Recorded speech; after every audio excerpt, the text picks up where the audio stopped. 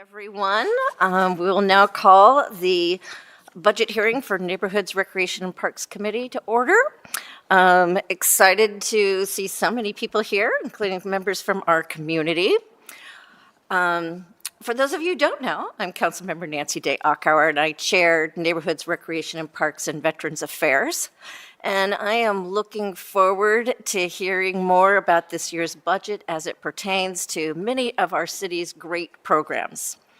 This afternoon, we will hear presentations from the Department of Neighborhoods, the Recreation and Parks Department, and then we will hear public testimony from residents and stakeholders.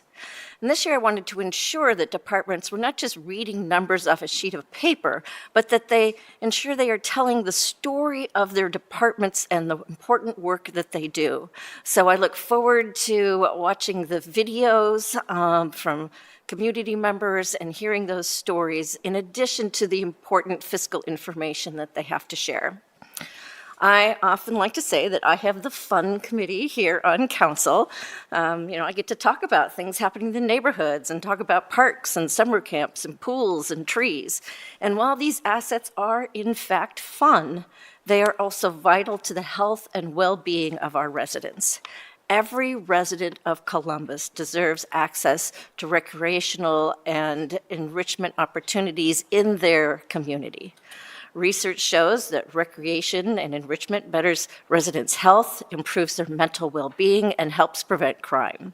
The work that these two departments do is vital to our city, even when that importance is not reflected in the city's budget. The past couple of years have been tight budget cycles for this city, and I know that departments across the administration have worked their best to be fiscally responsible while still responding to the needs of the community. So this afternoon, I hope to have more discussions on what sacrifices have needed to be made and what departments are doing to ensure that they are still able to improve residents' quality of life. So before we begin, do any of my council members have any opening remarks? Yes, Councilmember White. Chair, appreciate the welcome remarks. Just wanted to express appreciation to both departments for your response during this extreme weather. I know we had to push the reopening of community centers as we had folks out plowing the streets. And I know 311 has been blowing up with complaints about snow removal, water breaks. So I know it's been a trying week for everyone here. So appreciate all the work that has been put in as we respond to more events like this, because this is going to become the new normal. You guys are on the very front lines of what our residents are dealing with on a regular basis. So appreciate you being here, appreciate the work that you and your entire teams have done over this last week, and looking forward to hearing more about the operating budget. Councilmember Remy. Thank you very much, Chair and Vice Chair. Just want to thank the departments for their preparation for today. Look forward to the presentations and certainly, talking a little bit more about the budget that we have in front of us. So thank you, both directors. So to begin, I would like to invite Kim Douglas, Director of the Department of Neighborhoods, to give her presentation of the department's 2026 operating budget, which will also be followed up by an amazing video on the great programs that are being done by the department. So I yield the floor to you, Director Douglas. Councilmember Day Acauer, Councilmember White, Councilmember Remy. Yes? No? It is a pleasure to be here with you today for the 2026 budget presentation. One way to describe the Department of Neighborhoods is the front door of the city. As we look back on 2025 and ahead to 2026, I want to add another analogy. We aren't just a door, we are a bridge.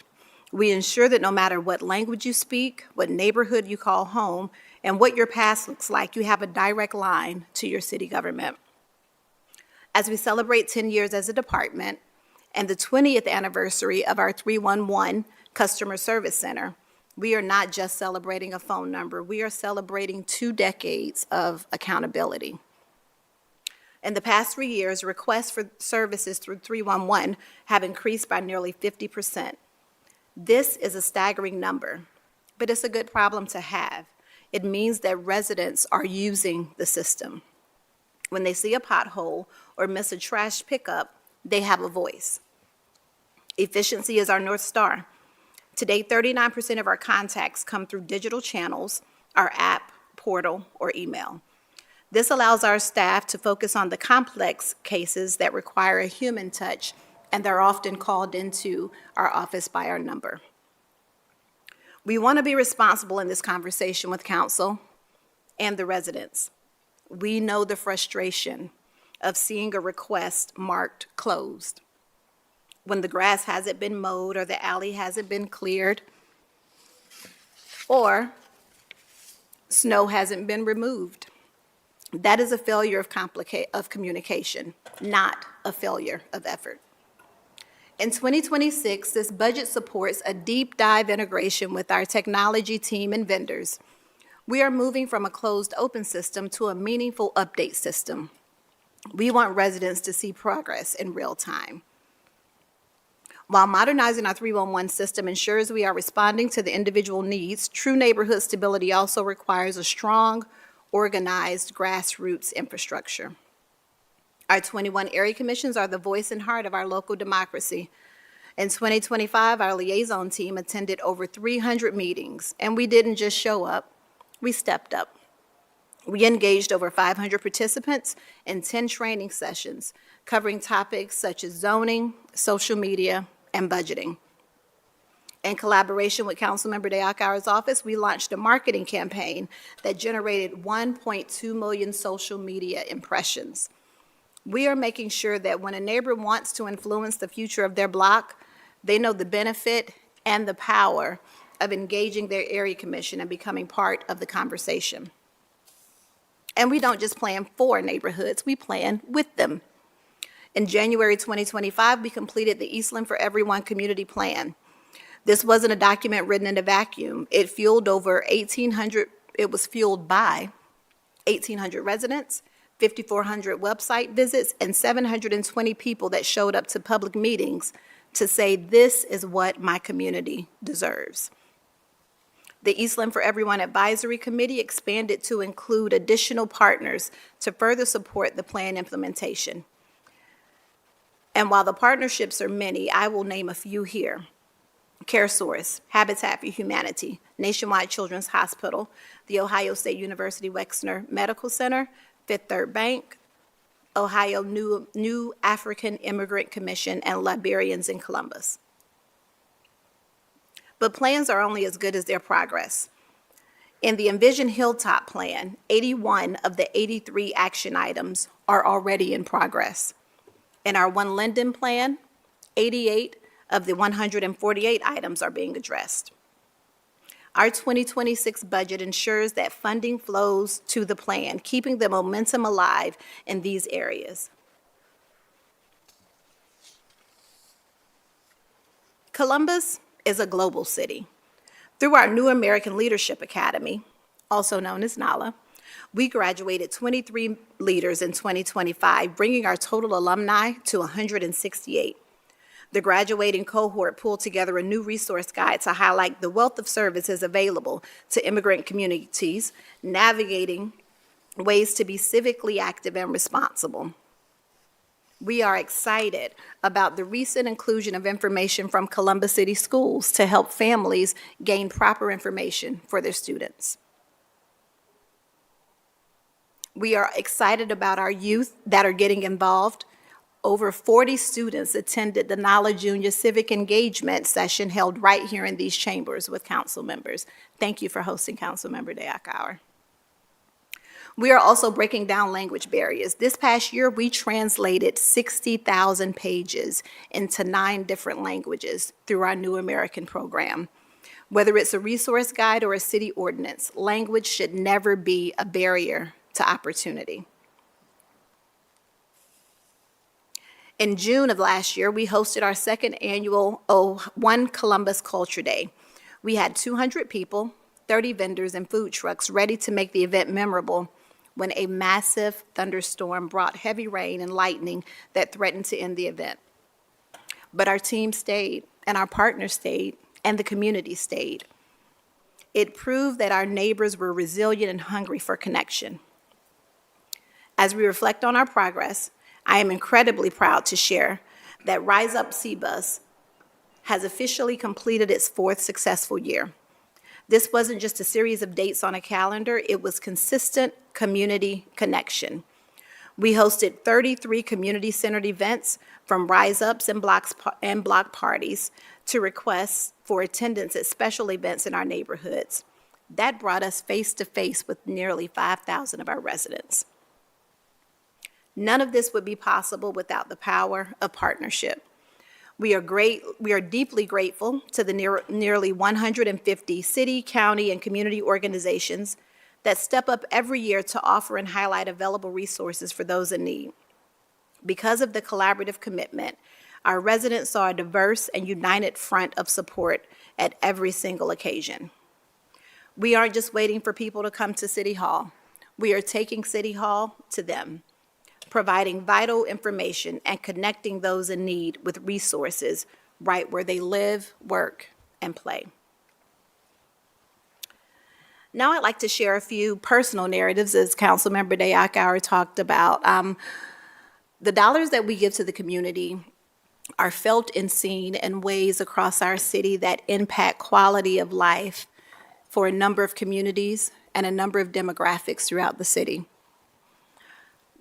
Our office has prepared for you a few stories around what those dollars mean. In 4 videos, you will see narratives that support that. The first up will be Student Success Stories, represented by Bree Louse, the Senior Manager of Advancement and Partnership. This organization focuses on a simple but powerful mission, ensuring no student's education is hindered by a lack of basic necessities. By placing free stores inside schools, they provide students in grades 6 through 12 with food, hygiene, and school supplies. In 2025, we were able to provide Student Success Stores more support with a $10,000 grant that created a brand-new store in Briggs High School. We now are present in 4 different places on the Hilltop to provide these much-needed resources to the community. Next, you'll hear from Fivon Cleflon. She is a dynamic leader and vital connector with the Eritrean and broader New American community. She is a 2025 graduate of our NALA cohort, and in her video, she will be sharing her experience there. Next, you will hear from Amy Claiborne, who is the president and CEO and co-founder of Families Flourish, and Tasha Alls, a recent graduate. Families Flourish is a Columbus-based nonprofit that provides lower-waged families with 3 years of partial rent support, life coaching, and access to high-resource neighborhoods to foster long-term economic mobility. Through the Department of Neighborhoods, the city supported this work with a grant that impacted 57 families from Columbus. Finally, you will hear from Gabriella Edon, the leader of Girls Leap, LEAP, Leadership, Empowerment, Achievement, and Purpose. It is a mentoring program designed to transform girls in grades 5 to 12 into bold change makers. Please join me in watching this short video to see the impact of our words in action.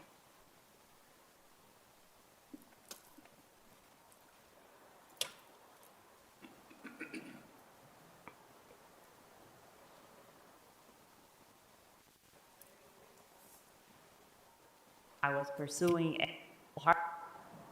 Hi, my name is Bree Lucy, and I serve as the Executive Director of Student Success Stores.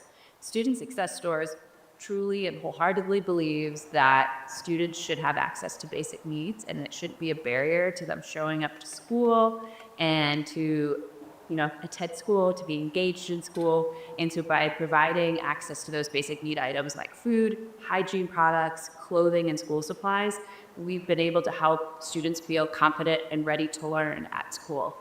We became partners with Department of Neighborhoods in the last few years, and we have seen such a tremendous collaboration in helping fund 2 schools on the west side so far. We currently are at Tonia Middle School and also in Briggs High School as of yesterday, which is super exciting. We also provide kits at the library over in the Hilltop. So we provide family hygiene kits and then also school supply kits. But if you were to go into our other two stores, they are these beautiful, either small classrooms, large closets, if you will, that students have access to. They can shop with one of their school counselors, their school social workers, administration, or we have what we call our caring adult model. So we have someone who works for us and they go into the stores once or twice a week and they are shopping with the students. That's something that the grant funds have also made possible, is to make sure that we have that fellow. But with the caring adult model, it helps create a healthy adult that they know that they can go to. So when they shop in these stores, they have access to all of those items that I mentioned earlier. So clothing, we also provide food. We do have non-perishable items. We've also been able to have snack packs. So with the snack packs, that's been a really desirable item at all of our stores because it's something that has 10 meal servings and it's something that the kids can grab and go. And we find for some of our students who have to be a little bit more independent outside of school, they're easy items that they can make. So sometimes that might have like Easy Mac or ramen noodles. We also have those items on the shelves in their store as well. So in addition to, we have clothing, then hygiene products. Hygiene products at both of our West Side schools, we've seen a really big increase in. And so that looks like our laundry detergent, because having good hygiene is really important to a middle school and high school student. We also go through a lot of combs. We see deodorant because, again, positive hygiene. We really like to encourage that. Culturally appropriate hair products has been really a big item that students in the schools have asked for. So we make sure that we have hair products for any type of hair, kinky, curly, straight, and so that the students feel confident with the products that they are wearing and it meets their needs. And then school supplies is our other big one. Mechanical pencils, the amount that we go through. We have computers, but with Student Success Stores, the big ask has been that the kids want mechanical pencils. We also provide headphones so that they're able to use the computers if they need. It is amazing to get to see this come to action. We have the funds, you have the store, but to get to see a student go in and have these items, and then they're like, okay, cool, now I can go to class, has been really exciting work to get to see, and working with the Department of Neighborhoods to make this possible has been just the cherry on top. So far this year, we've been able to serve 80 students between our two West Side schools, and that's so far. And I imagine that those numbers to increase. And outside of those two schools, we have currently 11 schools on our waiting list across Columbus City schools, and we have other districts knocking on our door. Our goal is, in the next 5 years, is to be in every middle school in Columbus City schools, and then to top it off, then every high school in the next 10 years. So our hope is to be able to have this resource accessible, because we know that having access to those needs is not only going to help them, like we said, feel ready for school and confident and actually showing up and engaging in class. Salam, or hello. My name is Ferun Kuflam. I am a 2025 graduate of NALA. I'm also an Eritrean, born and raised here in Columbus, Ohio, on the west side of Columbus, South Park, Sullivan Gardens. Currently, I serve as an HR coordinator at Worthington Libraries. This has been an amazing experience being a part of the NALA cohort, just because there are so many things that I do within my role that are front-facing, community-centered. The experience with NALA was truly enriching. One, because I was surrounded by authentic and multicultural leaders that spread across Columbus and just various talents. It was truly amazing. Being able to connect with other New Americans or folks who are serving New American communities was really important. One of the things I can really say is important as a New American leader is you have to be armed with resources. And I feel like NALA truly gave me that experience. Within our Times meeting, we were connected with folks across different departments with the City of Columbus, and I can't tell you how important that is. Resources are always nuanced. There's new things happening, whether they're programs, but just being able to connect to the source and bring these opportunities and information to our communities was really a great experience for me. I've received calls, maybe asking about how could I, start a business plan. Now I have the resources, and so being able to help folks navigate that is truly a rewarding experience. We also were provided with leadership development, so thinking about just socially, emotionally, how we connect culture and how we show up in spaces and take up spaces. That was also really important. And so we received that sort of training as well. I can say for myself, I'm truly invested in growth. And this was not the first leadership program that I completed in Columbus, but I can say it was one of the most unique programs.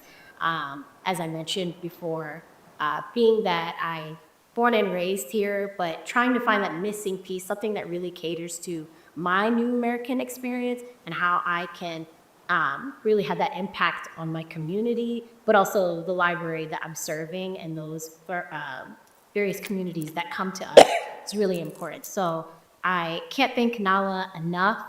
The friendships that I've been able to make, the phone calls that I can just have quickly when I'm dealing with a situation in my community or wanting to, ideate with someone else who has maybe had a similar experience, that's been very helpful. The numerous leadership opportunities that have also come about from Nala. Yeah, truly rewarding experience, and I'm very grateful for my time. Hi, I am Amy Clavin, President, CEO, and co-founder of Families Flourish. Hi, my name is Tashayla Alls, and I'm a recent graduate of Families Flourish. Thank you for inviting us to speak today. We are so grateful to be a participant with the City of Columbus and the Department of Neighborhoods in serving our community. There are currently 94 families in our program, serving 263 people, which includes 166 children. 59% of our families live in the City of Columbus, and 45% were formerly homeless. While working and parenting and participating in our required coaching and programs, many of the adults in our program are also in school, or they've recently completed our program. And many have increased their income either through changing jobs or getting promotions.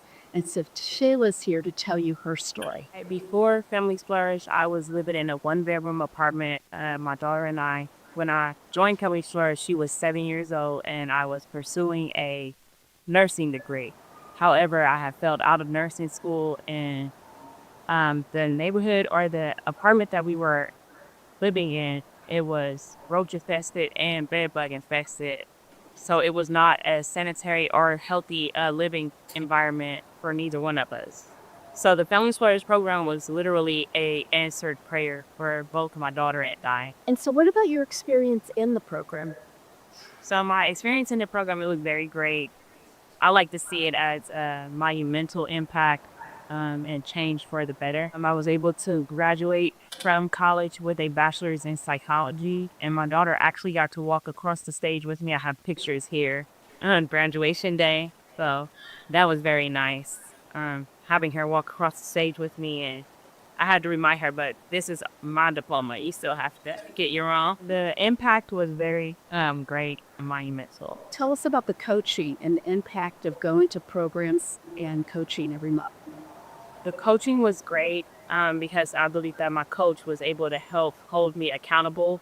We were able to make smart goals, and I was able to achieve a lot of the goals that I set for myself and my daughter. And she was also able to receive quality education in the school district that we were now living in. So why invest in Families Flourish? Because it works. A recent analysis by Scioto Analysis shows that $1 spent on a child in the Families Flourish program produces $7 in economic gain over the course of his or her life. That means the investment of the City of Columbus made in our program last year will have exponential outcomes. So thank you so much for your support, and we look forward to continued support and partnership with the City of Columbus Department of Neighborhoods. Hi, my name is Gabriela Eden, founder and executive director of Girls Leap, which stands for Leadership, Empowerment, Achievement, and Purpose. We empower girls in grades 5 through 12 to become confident leaders, change makers in their community. And we do that through mentoring, and we focus on social emotional learning, STEM, financial literacy, and leadership. Our goal is simple but bold, to help girls see their worth, their value, so that they can step into their power to become leaders and change makers of tomorrow. So we are a program that provide in-school and community mentoring. And so we are into schools and we are serving over 150 girls. Our partnership with the Department of Neighborhood actually started last year when we were really grateful to get funding for summer camp. So we were able to literally double the number of youth that we served last year. And so we also increased, we went from 1 week to 2 weeks camp. And that was due to the funding that we received. And more grateful for the Commission of Black Girls, but I'm very grateful for the training that we received this past year with the partnership between the Commission on Black Girls, My Brother's Keepers, and Time, Talent, and Treasure that offer a 10-week training that literally helped significantly improve my organization. And how it helped, it was simple.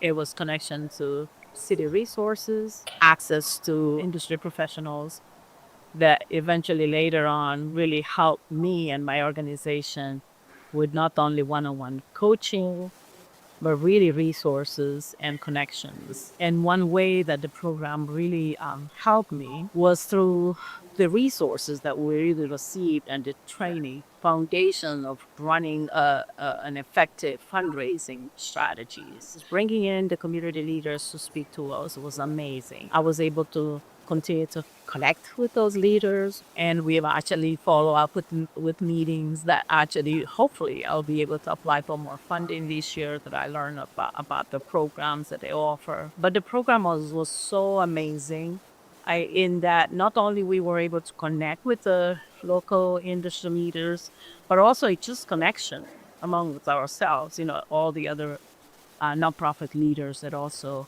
attended the program. But one particular example I would say that the impact of the program had was that we were able to learn about the training that we needed to take from the Attorney General. So Attorney General's office. So myself and a couple of my board members were able to attend and get certified from the attorney's office to just learn the really the best practices and legal obligations that any nonprofit organization should follow, especially a leader. And the other aspect of the impact of the program was just, connecting with other leaders that were present.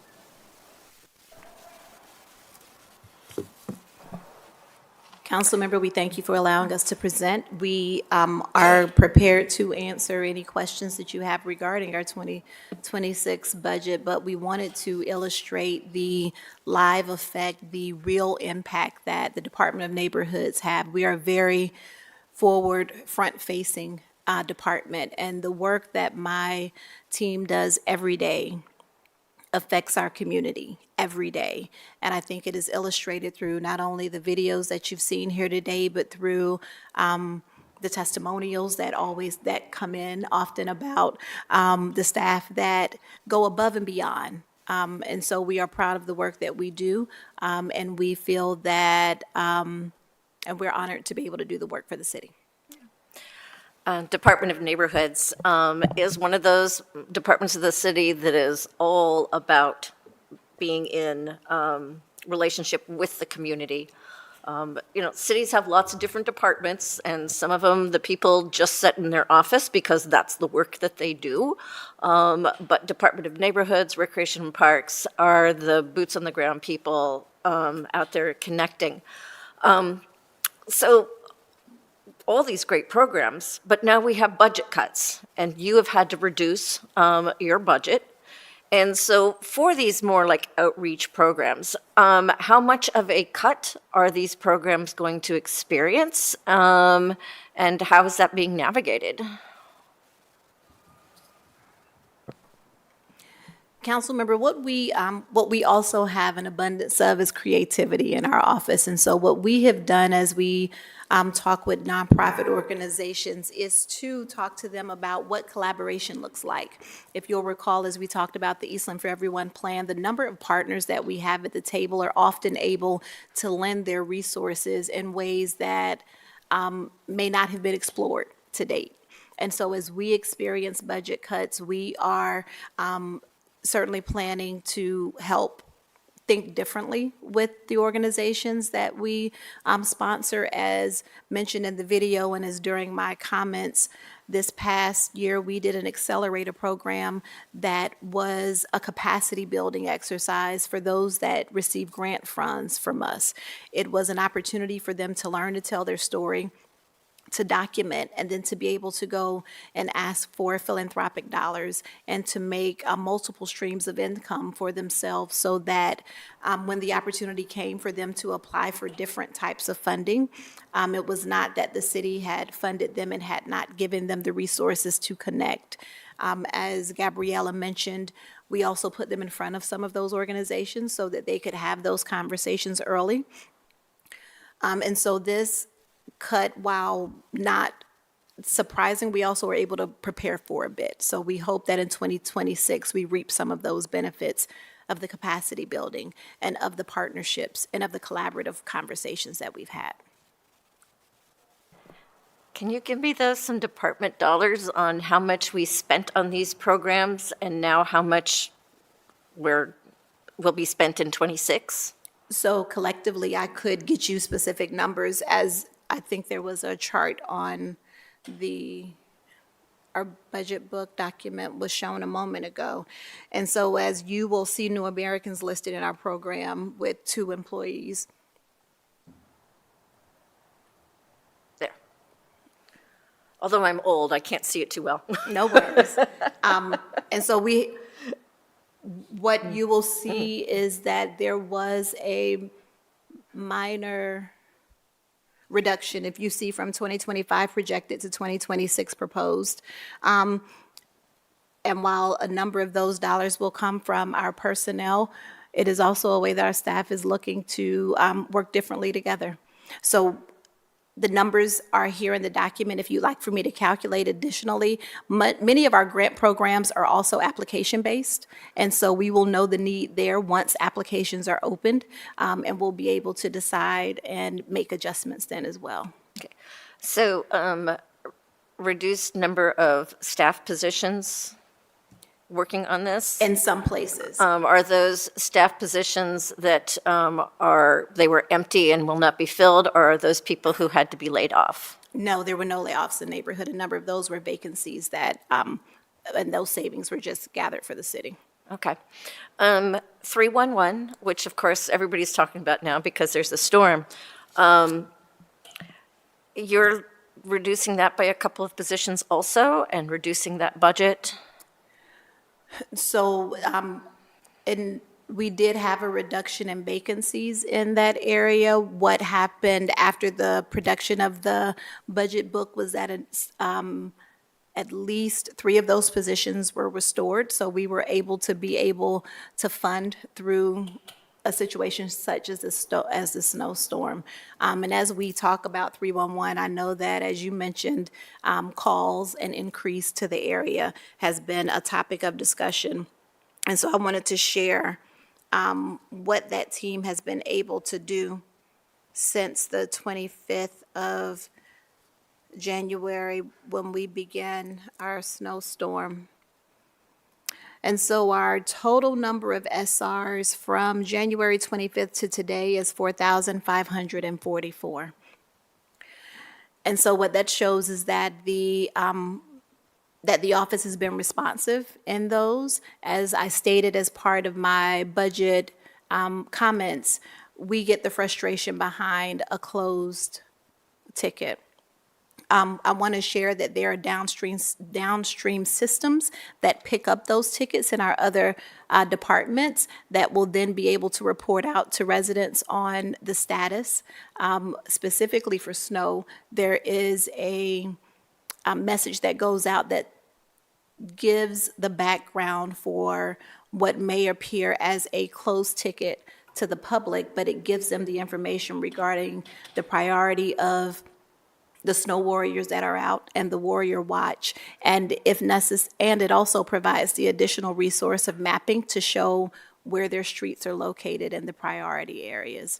And while we recognize that that is not desirable when you can't get your car out, I think it speaks to the planning and the diligence and the effort of our public service department as they tackle what has been unprecedented snow.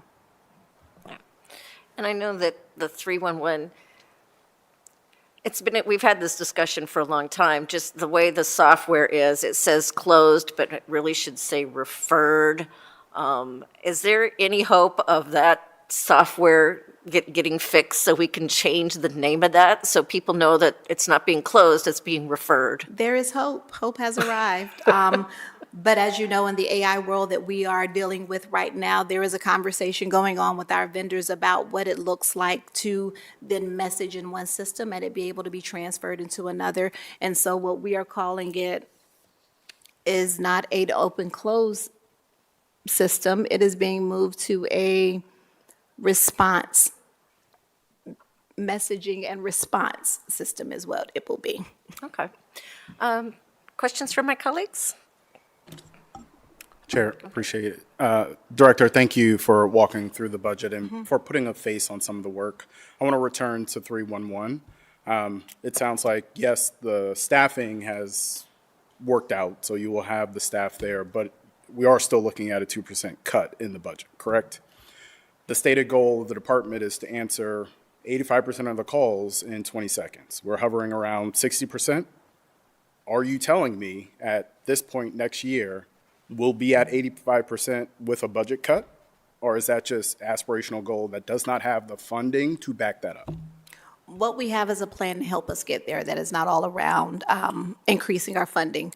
We have several avenues where messages can get to our 311. We have our app, we have email, and we have, help me Carmen, we have 4 avenues.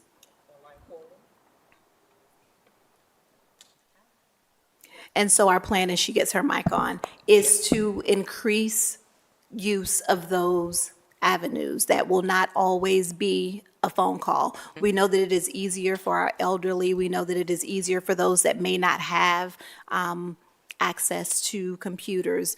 But what we see is that the highest number of contact is through our call system. And what we want to do is diversify that. We want people to know that the app works. We want people to know that an email works.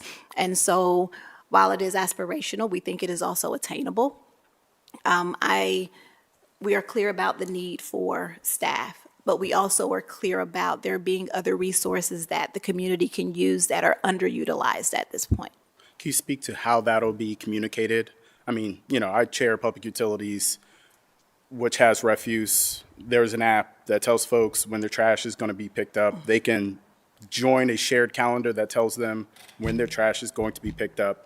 The number one complaints we hear from people is they don't know what the trash schedule is. So how will you communicate to residents to kind of move them into those different avenues? We work directly with the servicing departments, particularly refuge, which is one of the biggest departments that we do work with. And thank you, Council Member, for that question. And so we also engage with our servicing departments to collaborate on how messaging is done. Anytime they are making tweaks or adjustments to their system, they are very good about giving 311 talking points so that we can also herald that message out to the public. 311 is also in our neighborhood pride centers as well, so we can also, on a firsthand basis, connect with whether it is our area commissions to assist in getting that message out to the public. So we are constantly working and making sure that we are staying engaged, not only with our servicing departments, but our residents as well, to get the messaging out for any adjustments or tweaks or updates to the system, whether it be ours or the servicing departments. And I hope that answers your question. Well, it sounds like we'll use multiple platforms to Yes, absolutely. communicate with residents that there are other ways to reach 311. Absolutely. Is that correct? Okay. Yes. Appreciate it. You also mentioned translation services, and I just want to clarify, translation services for other departments, they were asking you to translate documents for them. Yes. are there budget transfers associated with that? Meaning, are the departments funding this work through your department? Are you just expected to pick it up and do all this with There the is a funding you budget have? allocation that covers the citywide translation services. Perfect. Thank you. Yep. And then my last question was on the line item related to blight and illegal dumping. Obviously, chairing public utilities, having the refuse department, it would seem a little bit duplicative that we have this line item in your department and we have public service that is focused on trash, illegal dumping. In addition, 200,000 in a city as large as we are. I'm curious, what is being accomplished with those dollars, and what is the genesis behind it, I guess? Happy to chime in. And not to be flip, but there is enough trash for everyone, quite There literally. is. And so you're referring to our contract with CEO, which is the Center for Employment Opportunity. And CEO is one of the opportunities that we are proud of in neighborhoods. And I wanted to give a shout out to Councilmember Remy for the first contract that was held with us was actually partially done. I think we split the bill on CEO initially. And what I'm happy to say is that one of the tenets of CEO is that they employ returning citizens. And quite often those citizens are set up for employment with city agencies once they see the work that is being done. In 2025, there was an increase, as you mentioned, and the work that is done by CEO is not duplicative of DPS. It is in complement to a lot of the equipment that DPS has cannot do alleys, cannot do trash pickup in some of the narrow places. And so that's where CEO will come and do some of the complementary pickup. It is also where we get those hot spots where we have some of the illegal dumping that happens. We now have a monthly meeting that goes on with DPS and code enforcement to tackle exactly some of those places that we call hot spots.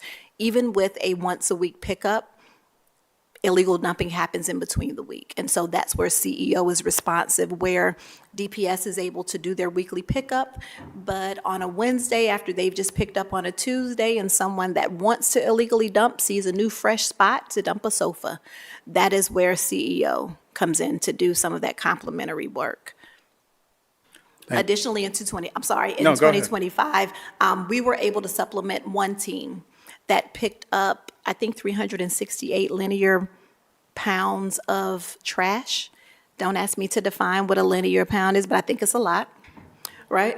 And so next year, we will have two teams to do that because we know that illegal dumping. We know that the ability sometimes for our refuse workers to get off a truck is not possible. And so even some of that results in CEO being able to pick up and make sure that our city remains as beautiful as we want it to be. I appreciate that response. And Councilmember Remy did own up to it being his fault immediately after I asked the question. So His brainchild that we have just let run wild. How about that? And I appreciate and understand that. I think, my first time on council, one of the things we wanted to do was just increase the number of people within DPS who could actually do that work. And the biggest complaint we heard from the administration is they did not want to increase the number of staff. The challenge being, these are union jobs, they have really great benefits. We could also hire second chance citizens to give them that opportunity. So is it misplaced that we are sending dollars out the door when we could keep them in-house and have teams that report directly to DPS to do this work? That is not something we're going to be able to answer today, but I think it's something we need to inquire about. So thank you, Chair. That is all I have. Councilmember Remy? Thank you very much, Chair. And that's a rhetorical question, but certainly one that deserves, further conversation. That program was effective in getting some, on the street, cleanup done in a quick fashion. I love the fact that, CEO is part of working with restored citizens. That's a passion project of mine to make sure that our restored citizens are fully integrated back into our community and are productive. So, I'm not going to miss this opportunity to maybe double down on this 311 thing because, I've been saying this since I was Northland Community Council president, and for the past 8 years, the fact that this administration has not focused on the fact that these tickets are closed out, especially during a snow event like this, where I've gotten emails after email after email and call after call after call that they put in about their street not being plowed, and immediately they get a response back that says the ticket's closed. And so this is a paramount, important subject for our residents. I'm not directing it at you in neighborhoods, I'm directing it at the administration, because it's something that needs to be focused on from department to department, because as we've discussed in the past, those 311 tickets, you are the intermediary. You take those calls, you disperse them out to the appropriate departments, and then the departments decide whether or not, it looks closed. That's an internal thing. What it says internally, that should never be sent out to a resident. The resident should only get there are two things that the resident should get. The resident should get that the problem is solved and they should be able to see it with their own eyes, or they should be told that it can't be done and why. Those are the two options. It should never say close. So I'm very passionate about this, because as elected officials, we're trying to serve our residents, and we have a system that's broken, that doesn't work to the individual residents, and it's not fair to them that it's closed. And we're sitting back saying, well, our systems are screwed up, and it's not really closed. They're actually working on it, I'm just trying to illustrate the importance of this publicly, because it is something that I am tired of dealing with year after year after year after year, and it's a complete disservice to our residents. Also, as a board member of the National League of Cities, the use of AI with 311 has been growing rapidly. Cities like Atlanta, Boston, Kansas City, Phoenix, Philadelphia, the list goes on and on and on, are using technology to route calls and send to the appropriate servicing department. I'm not advocating for a reduction in people power per se, but what it does is it allows that call to be routed similarly to what the app is. It'll allow them to, schedule a bulk pickup using AI over the phone, because not everybody uses an app. It'll allow things like streetlights being out to be properly, sent to the right direction. And so I'm wondering if the department if this is a top priority for the department, because I see it as, an efficiency piece that would better serve our residents. And so I have a question about that, whether or not that is a top priority for you in the department itself.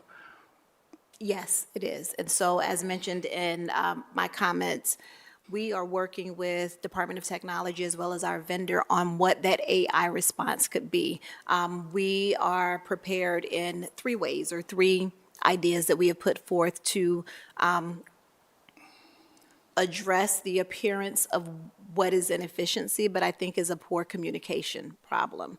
And as we talk about the developing AI technology, it changes consistently. And so as we talk about what our needs are, we also are talking about what the capabilities are of our current vendor, and what that looks like not only for our 311 system, but also for those downstream systems that I mentioned in other departments. It is priority. It is being addressed. Although I will agree that it will be partially this year, it is a bigger ask for technology needs across all departments. What we will be able to address is what that front-facing messaging will be to our customers that are our residents, and that is that open closed is not language that we care to use, that we would like something more informational around it, and we are actively in that conversation right now with DOT around AI capabilities. Certainly appreciate that, that focus. You can see I'm passionate about it. It's something that. So are we. Yeah, and it's something that, I felt the administration hasn't properly addressed for years and years and years. I noticed in the budget, the Neighborhood Liaison Program has additional funding, but fewer FTEs. So what I want to know is, what changes in coverage, caseload, service expectations should residents expect? And then, how are we going to measure the liaison's responsiveness and effectiveness? So I noticed the same in the budget book, and asked our fiscal agent. That was regarding a vacant position for one of our neighborhoods, Southside neighborhood the liaison in that area went to another city department because her work was celebrated and seen as a treasure for someone else, and we're grateful to have been her training ground for that. But with good training goes better opportunities, or different opportunities. And so we lost one employee, and at the time that the budget was captured, it showed that position. We have now regained that position, and we now are fully staffed in our liaison area. You asked about the ways that we measure their productivity. Our liaisons are weekly at meetings that now coordinate with our council engagement team in ways that allow us to cover the city. Their productivity is a bit measured by the response that we get from the community, to be quite honest, which is a bit effectual, right? People feel good about you one day and not good the next day. What has been consistent about the liaisons in our area, and what I am most proud is of their passion to serve their community, and I think that is without question. And so we based a lot of their productivity on the passion that we see and the benefits that we receive from our area commissioners, because that is what we manage in the area. And so we're pretty proud of that. Well, I'm not going to, I think they do a wonderful job. I've always been appreciative of the liaison program. Certainly, we talked when you first came into the role about the fact that we had our own community engagement team and you had your liaisons, and many times they were at the same meetings together, just being the eyes and ears for the city and where are there opportunities to collaborate. So I appreciate you working with Director Meadows and trying to work out, solutions that doesn't mean that, two of our people from the city are at the same place at the same time, but where can they divide and conquer?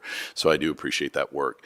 I noticed that the neighborhood and community planning funding dropped pretty significantly, but obviously the plans that they've done, the One Linden Plan, Eastland, all the things that they've been a part of has been completed. So now it's more about administering and that sort of thing. But it does keep 5 FTEs in that work plan.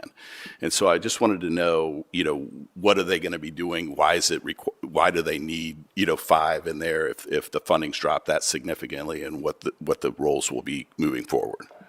So a large portion of those dollars were for that initial plan. As I mentioned with the Eastland plan, there were a number of hours that were spent on each.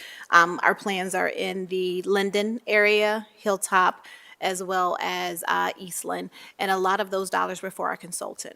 There was a lot of community planning that went on. There were a number of meetings that had to be done. There were public engagement exercises that were done, and there was a detailed summary and production of a document that had to be done. A lot of those dollars were front-loaded into the payment of those consultants and the printing that would be done. As a sustainable role, part of that work also included a CDC for each of those areas. In the Hilltop, we have Hilltop Rise. In Linden, we are part of establishing the seed dollars for the Linden Economic Development Alliance. And in Eastland, we are standing up EDGE, which is their CDC. It will be those CDCs, and it's their goal and their responsibility to raise the funds with the partners that have been established through that work that will continue the work of these neighborhoods. As we mentioned in some of the grantees that we have, the money will not last forever, and part of the heroes that we identified as part of these plans is to raise the funding that makes the plans living documents. Thank you very much, Director. I appreciate your answers this afternoon and look forward to working with you in 26. Chair, back to you. Thank you to my colleagues for those great questions. Thank you, Director, for sharing these great stories and the work that your department is doing. The department does have a great impact directly in the community. I personally appreciate, of course, the work with the area commissions, and the neighborhood liaisons are amazing. So thank you all for what you do there at the Department of Neighborhoods. And now we're going to shift over to Recreation and Parks. So I would like to turn the floor over to our director, Bernita Reese. Thank you, Chair Day-Ockauer, Vice Chair White, and Councilmember Remy.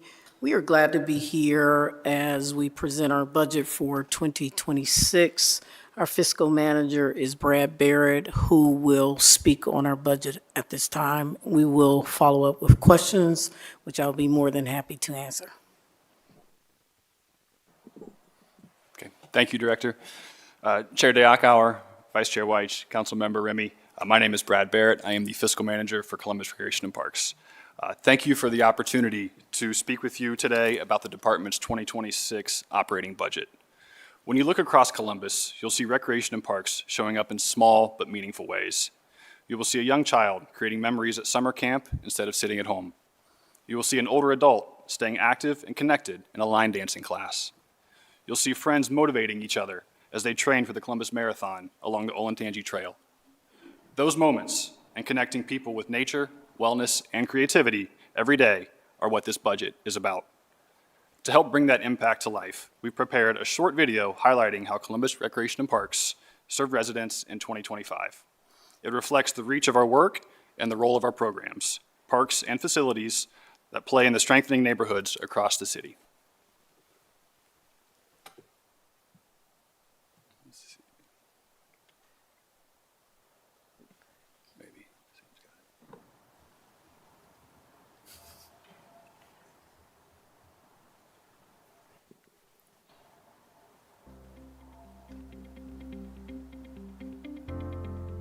On any given day in Columbus, you can see what recreation and parks really mean. A senior walking through new doors, a child stepping onto a field, neighbors gathering, moving, creating, connecting. This year, we didn't just build places, we showed up for people.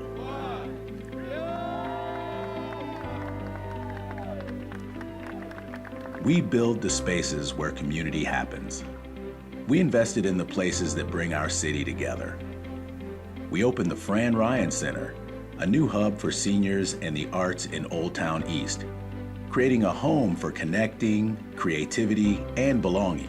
We began renovations at Kilbourne Run Sports Park, transforming it into a premier soccer destination that serves residents and attracts local, regional, and national events, strengthening both community pride and our local economy.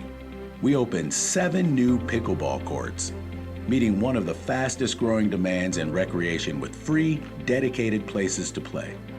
We completed the Olentangy Trail, creating safer, stronger connections between neighborhoods, and renamed the Espy Adaptive Sports Complex home to our therapeutic recreation program because everyone deserves access to recreation with dignity.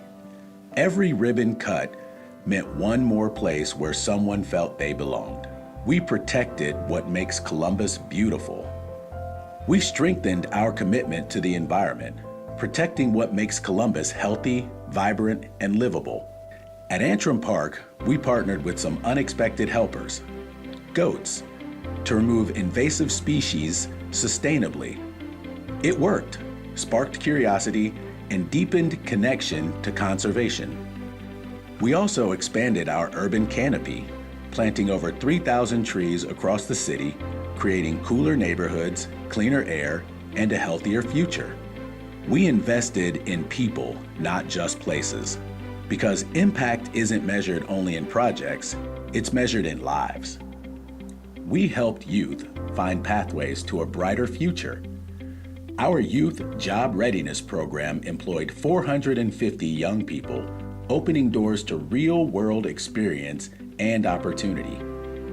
Our neighborhood violence intervention programs served more than 200 youth and young adults through over 12,000 interactions and community events.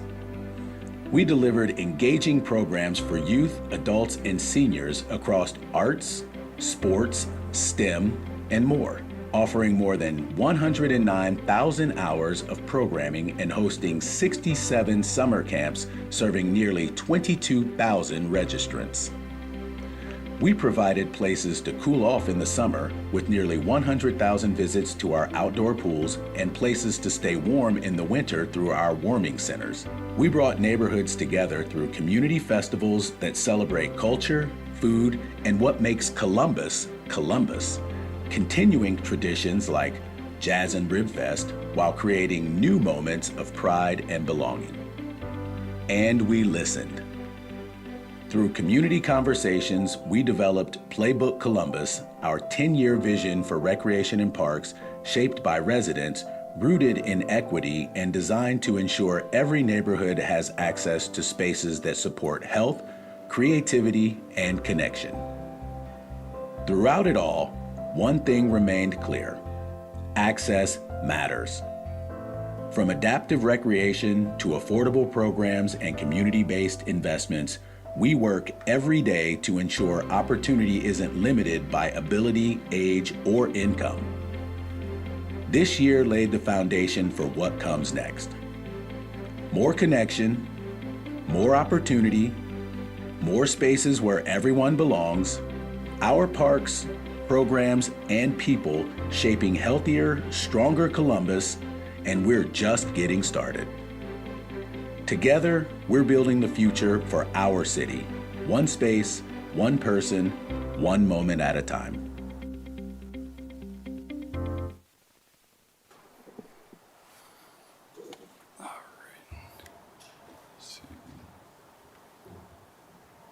Oh, it's going to play again. There we go. Okay, here's an overview of the department's proposed 2026 operating budget. Sorry if the numbers are a little bit off there. But our total proposed budget is $79,257,388, which is a decrease of nearly 5% compared to 2025 expenses. We achieved that with a 6% reduction in staff, a 5% reduction in materials and supplies, and a 1% reduction in services.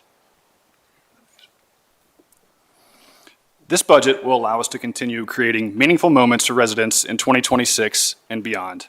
It supports safe, enriching places for children during the summer. It supports connection, wellness, and belonging for older adults. It supports parks and programs that bring neighborhoods together and build community pride. These services are not a luxury.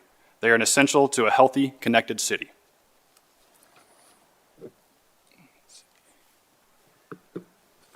We also recognize that this is a difficult time for many residents.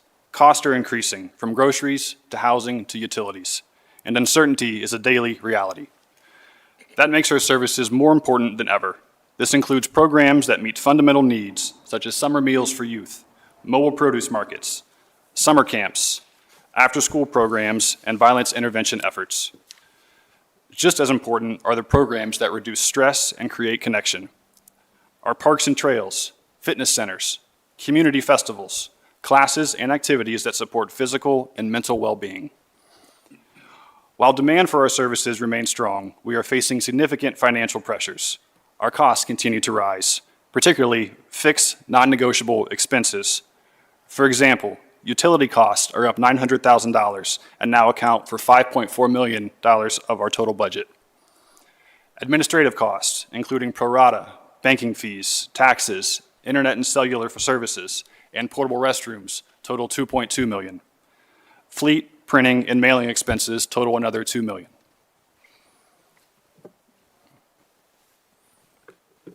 At the same time, we are operating more facilities than ever before.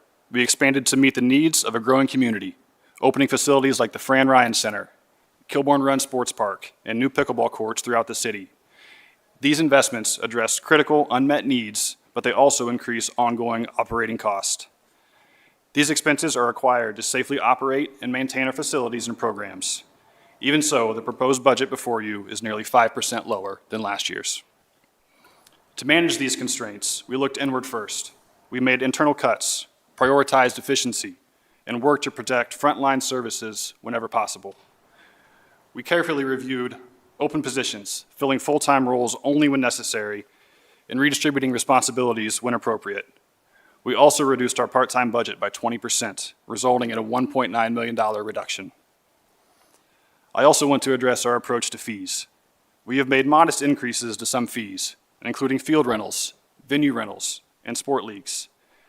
These adjustments help to cover a portion of our direct operating costs.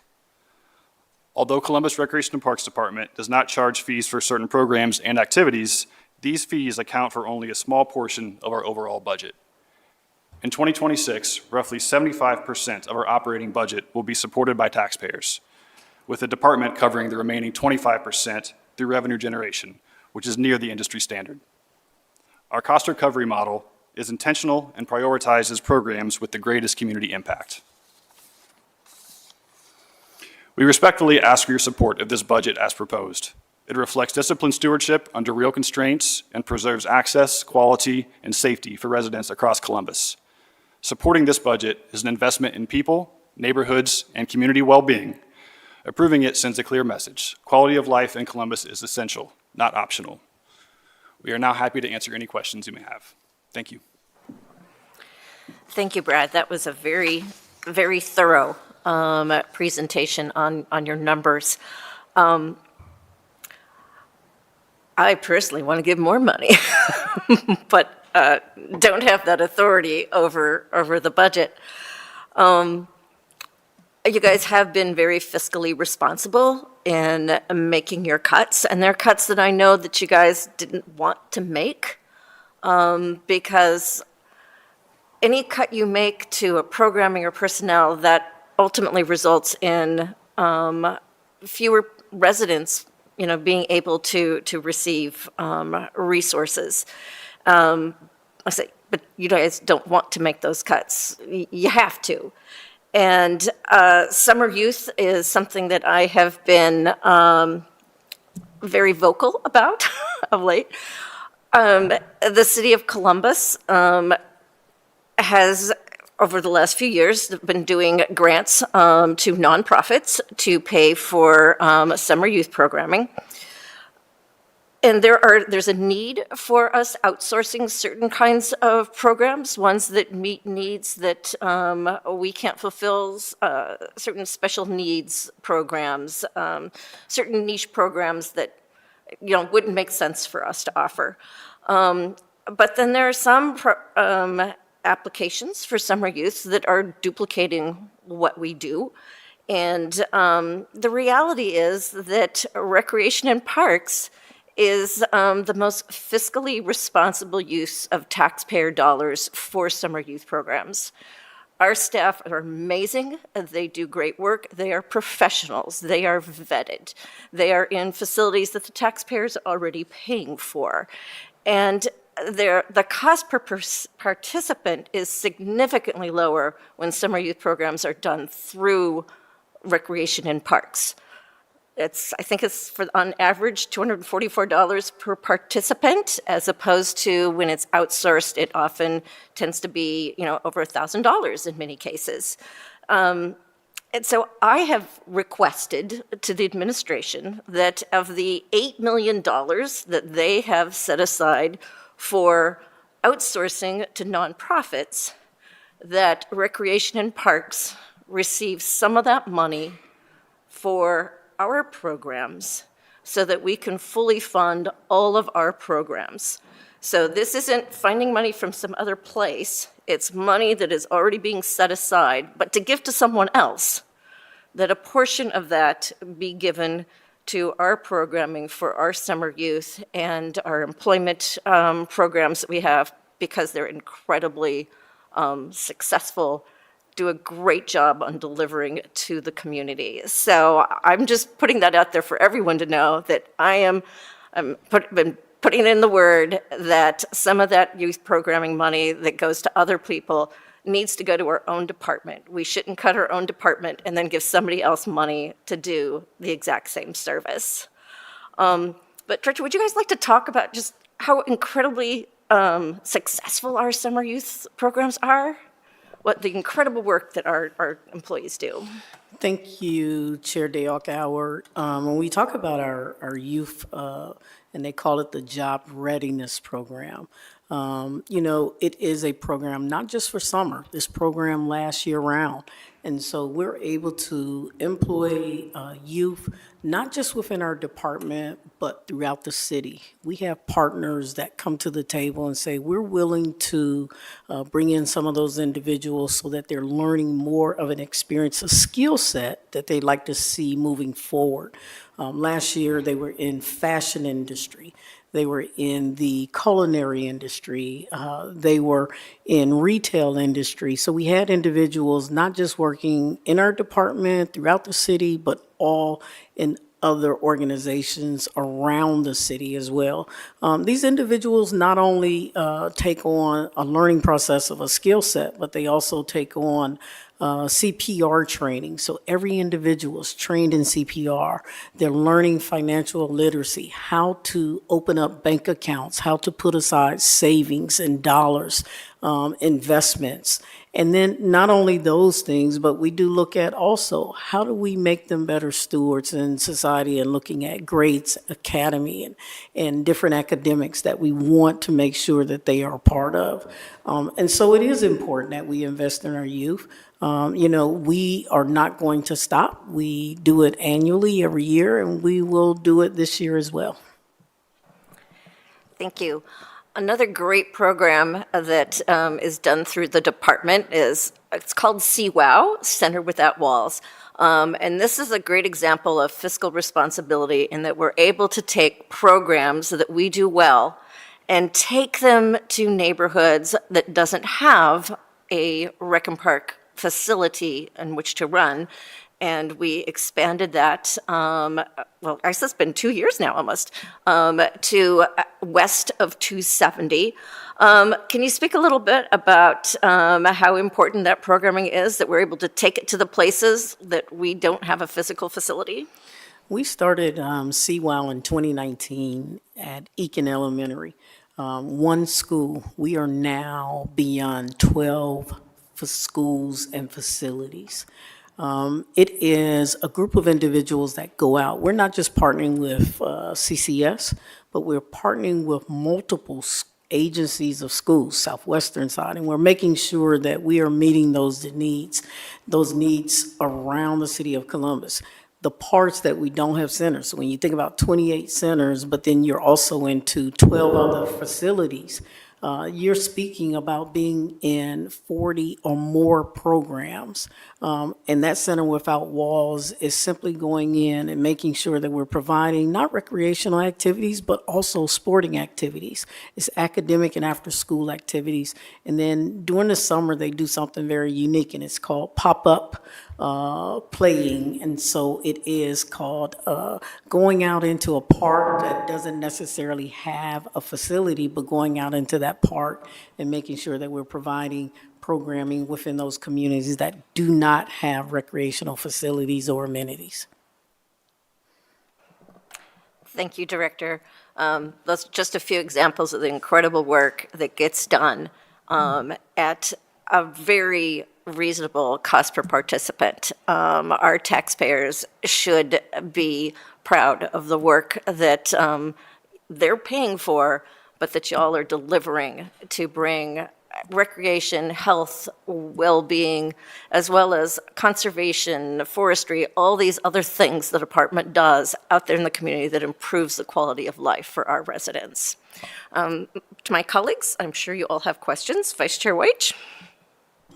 Thank you, Chair, and thank you to the Director, Deputy Director for being here and walking us through the budget.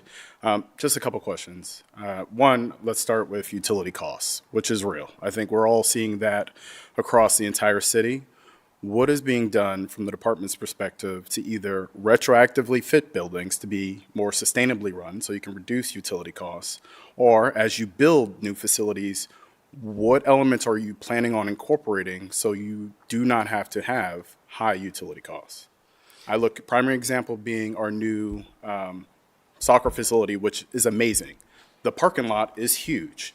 That to me is a wasted opportunity for us to generate on-site solar to reduce your utility costs. Is that the plan going forward? Like, how does that work? Thank you, Vice Chair White. When you talk about utilities, we're looking at one thing, and that is how do we go about being good stewards? And so we started simply with our HVAC systems first. We have some older buildings, and it is going in and making sure that our HVAC systems are put on current technology systems, which is reducing a lot of the utility costs. The other piece of it is lighting. It's changing out lighting systems that aren't using as much energy, but this is reducing also utility costs. I think the other piece is solar panels. Where we have new buildings, Linden, we actually incorporated solar panels on that facility. Fran Ryan, we are set to where we can put solar panels on that building. So we're looking at all types of ways that we can reduce cost internally ourselves. Some things are out of our control. You know, you think about pools. We have pools throughout the city. These are chemicals that we cannot control. It's based on what we have to do to bring those chemicals in. We must have those things. That's a cost we incur that we cannot avoid.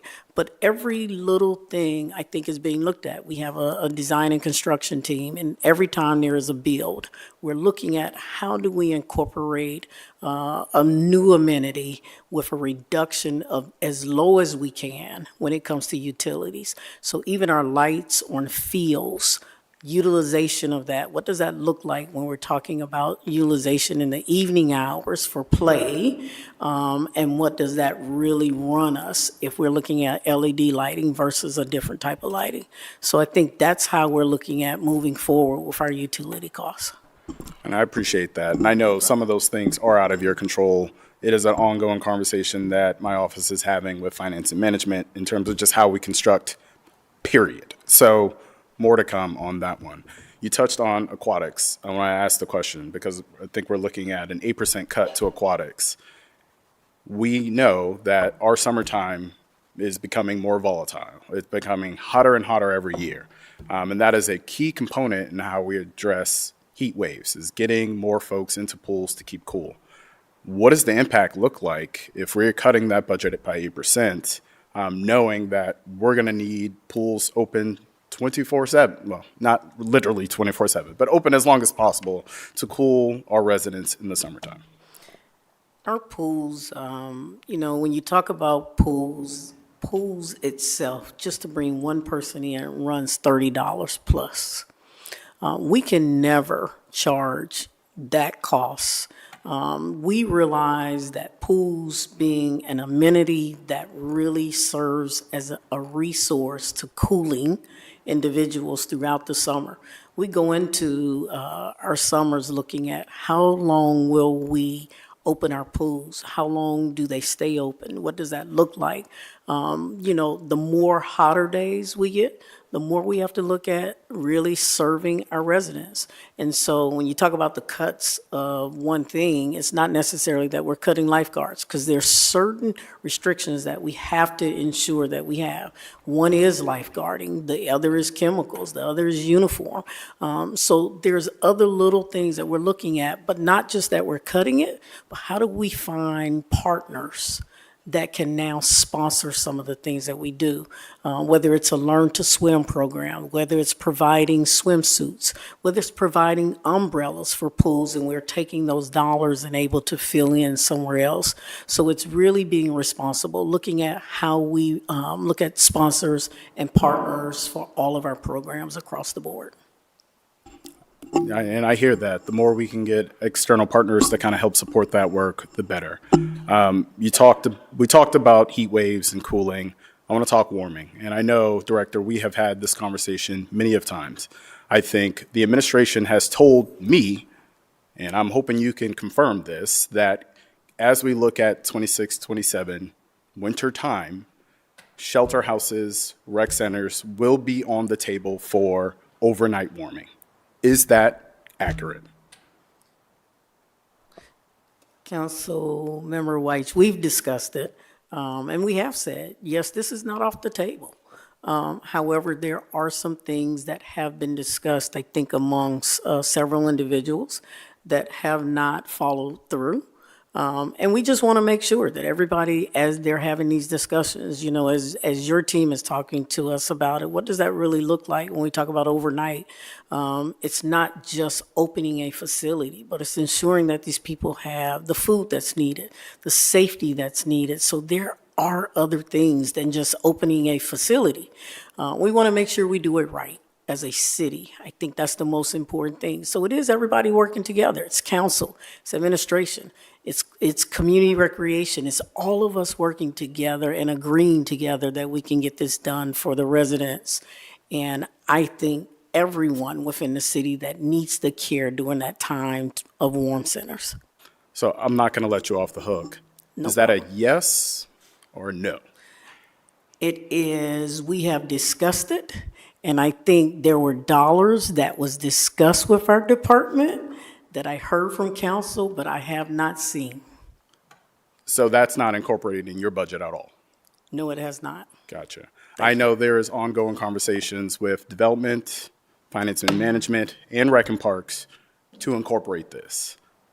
So I'm not hearing a definitive yes or no. I will take that question to the administration because it is disappointing that in a country like ours, where cities have rec centers, they have no problem opening up as overnight warming centers for their residents at times of extreme cold. The fact that we allow shelter houses to stay vacant when they could be utilized to save lives is a problem for all of us. It also helps to reduce the costs that our external partners that we have put in charge to run overnight warming and cooling centers would not have to pay if the city is opening their door to utilize those facilities. I did not hear a yes from you today that that's the case. It's my understanding that those meetings to plan what the budget is going to look like is supposed to happen magically. But it is one thing that we will not lose sight of because this is an easy resource that can save lives. Like, I don't understand why this is still going back and forth. So I appreciate your response, Director. I have another question, and I want to. If I can address that Go ahead. really, Go ahead. really fast. I think we also, and I know, we partner with Community Shelter Board. And so when we open our doors during the day, they are coming to us and taking them to facilities in the evening. So there are accommodations that are made. However, I will say that, is there a need? I think we all still, as I stated earlier, work together to get it done. Yes, I think the need has been expressed since 2021. It is 2026. We still have not figured that out. I don't understand why. But maybe that's something we can just codify and require and move on from this discussion of if it's going to happen and if it's not going to happen. My additional question, as it relates to Climate Action Plan, obviously sustainability is big for me. One of the components of the Climate Action Plan is our urban tree canopy.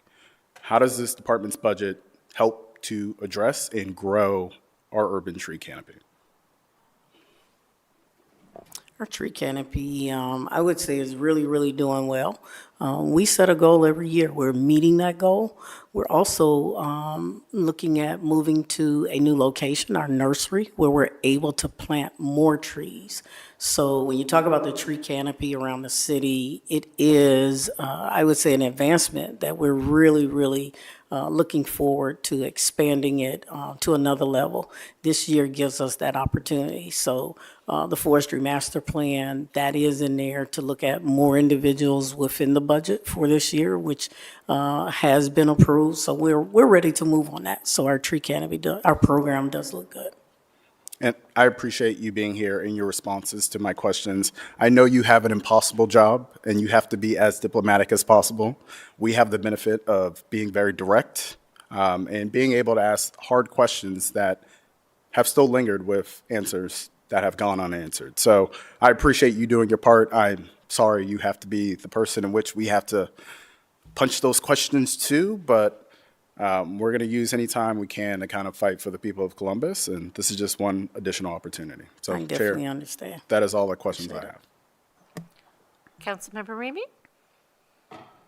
Thank you very much, Chair and Director, for the presentation. Certainly, I want to stay on that vein with the aquatics cut of 8%. I think I do want to say that I saw you make very thoughtful considerations in this budget, so I do appreciate that. But the 8% cut on the aquatics piece of it, I'm concerned about next summer. Potentially staffing being cut. You know, obviously if it's cut 8%, but does that mean that we're going to have locations that aren't open? Does that mean, you know, from a public safety perspective, these pools for our youth and all the things that they provide for our residents are critically important.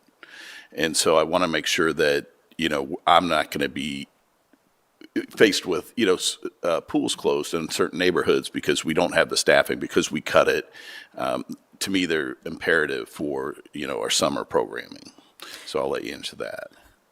Council Remy, what we looked at is our savings it's not a cut for the programming of aquatics. It's not a cut for personnel. I will say, thank you to council. I want to say in 2021, we looked at the increase and a budget proposal that was submitted and approved to the aquatics program. And since 21, we have not had a problem with hiring lifeguards. As long as we don't have a problem, which we have not had for the last 4 years, we continue and look forward to opening all pools as well as our splash parks. Okay, thank you so Yes, much. sir. What does this also mean, though, for, does this affect the completion of the Northeast Indoor Aquatic Center? That was not in the 2026 budget. Oh, right, that's going to open in what year?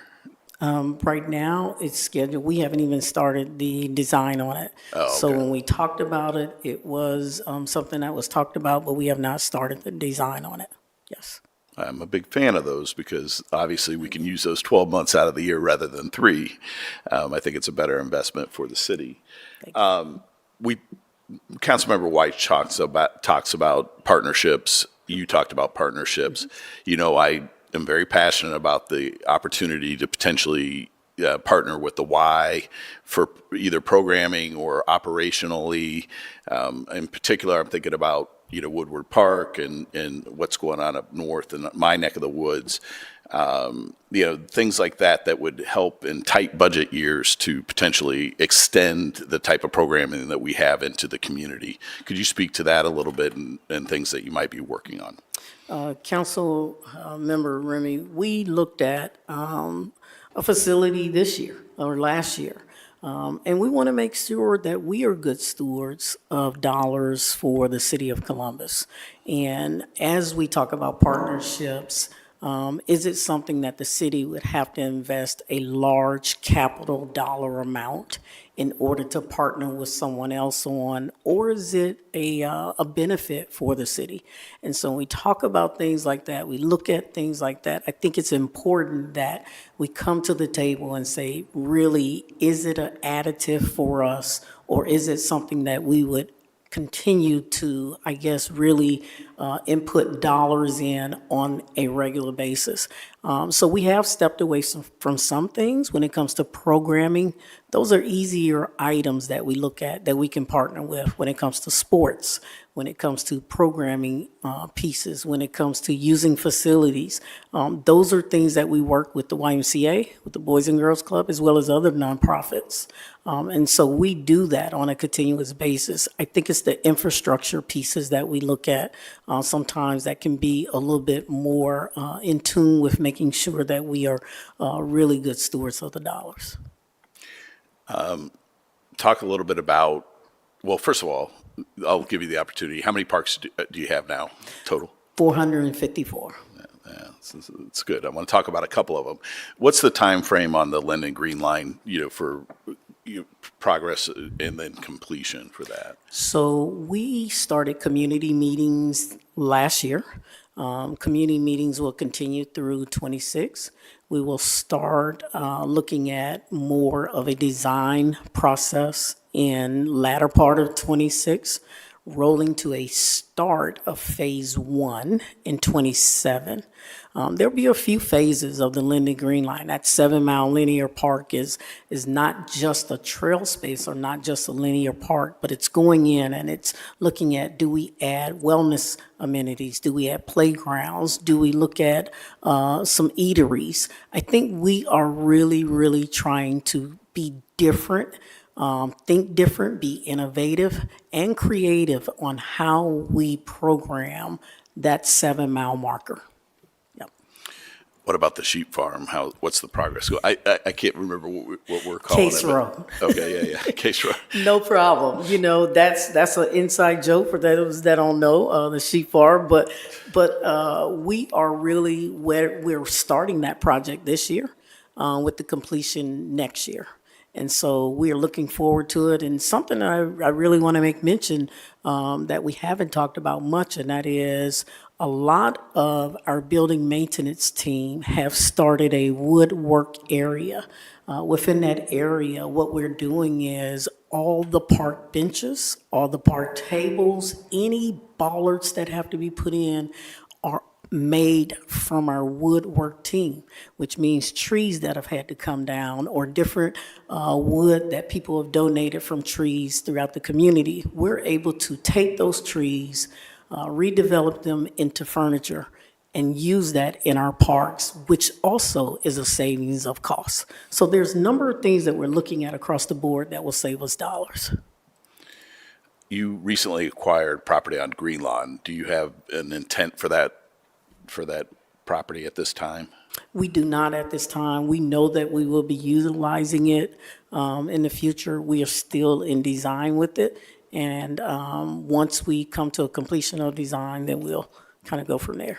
Of course, a lot of these things that we're talking about, building rec centers and things like that, are capital dollars and not operational, which we're talking about today. But we did open the Fran Ryan Center. There wasn't quite the money to keep it let me rephrase that. There wasn't money allocated. It's operating. It's great. It's fantastic. But what are you doing moving forward as these things open up, to make sure that the people power is funded? We've been compensated the operating dollars. You cannot open a facility without the people. And so every time that a capital project is put on or designed or even discussed and how we move forward, we want to make sure that the operating cost is also budgeted out for that. So we have to make sure that capital dollar, that operating dollar is allocated. But as we build Kilbourne Run, it's being funded. And so those are operating dollars that we're putting in as we begin to open it up this year. All right. I just have one more plug that I'd like to make. I've been asking for this for a long time. Our residents are asking for this, especially those from other parts of the world. Do we have any plans for a cricket pitch? We have one over at Tuttle. Okay. I know there is some talks possibly of another, but we try to look at all sports. One sport that I talk about is netball, and no one knows about that. But if you want to know about it, don't worry, just come and ask me. But cricket, we are heavily involved in. We're trying to be a trendsetter.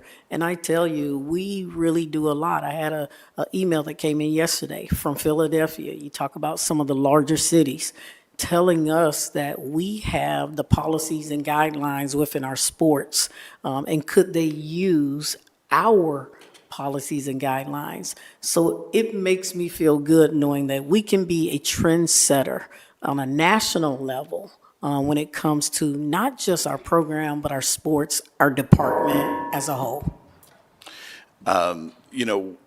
That just brings up Maloney Park that opened up. And, I remember one of the points that were made was that we're buying different types of playground equipment. Just, you could speak a little bit to that as well. When we're purchasing playground equipment, we're trying to make sure that we have adaptable playground equipment. Everyone gets an opportunity to play. That's so important, accessibility.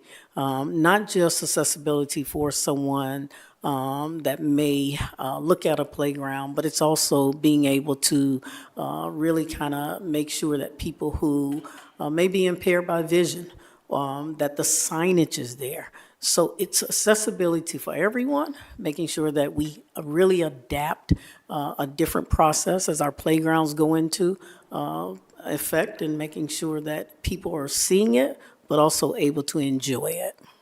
Appreciate that work. Thank you for your presentation, Chair. That's Thank all you, for sir. me. Thank you. Councilmember Remy asked about how many parks, but do people know we also have 15,427 acres of parkland, 230 miles of regional trails, in addition to the 28 community centers, 5 athletic complexes, 5 specialized facilities, 175 playgrounds, 25 nature preserves, an aquatic center, 8 outdoor pools, 6 splash pads, 17 event venues, 21 open-air shelters, 6 golf courses, 5 dog parks, 14 football fields, 109 outdoor basketball courts, 98 tennis courts, 7 dedicated pickleball courts, 94 baseball softball fields, and 163 walking loops. That's a lot of stuff. It is, Chair Day-Hour. I will add this because I would be remiss if I didn't. We actually work with 18,000 volunteers on an annual basis. And that 18,000, they contribute about 185,000 hours. And so when you talk about personnel and different things, these are ways also for us to look at how do we work within the community, but how do people also help us beautify our own community? Thank you for mentioning that, because people love our parks, and it's great that so many people want to volunteer and participate in it. Well, thank you to both departments for sharing your information about this year's budget. We're now going into the public testimony portion of our hearing. And so first up, we have Bob Long. If you could please come forward. Bob had to leave. Okay. All right. Thank you, Bob. Next, we have Javon Collins from the King Arts Complex. Welcome to council.